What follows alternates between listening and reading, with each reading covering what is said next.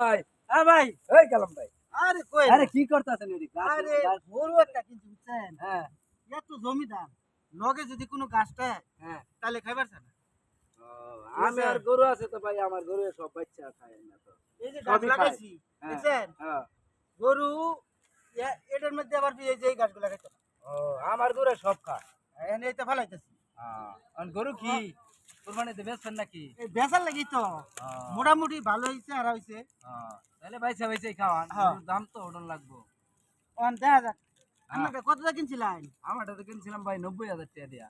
আপনারটা তো চেহারাই নেই গরু। সে হারা নাই মেয়ে হানা তো আমার মনে করেন যে মোটামুটি 1,20,000 আমার গরু দেখুন যে কি অবস্থা। আপনি তো বুদবুদে বাইসা চেহারা বাইসা হয়েছে। খাওয়ান মিয়া। তো গরু এখন কি করবাম জমিদার গরু আর মেয়ে আমার কি চাকরি বাকরি করে কি গরুর এত কিছু খাওয়াই যা। এখন দেখা যাক কিরম দাম হয় এবার গরুর। আচ্ছা ভাই। এই যে গাছ লাগাইছি এইটা সব এই যে নিতে বাচ্চা আনলাম। আচ্ছা।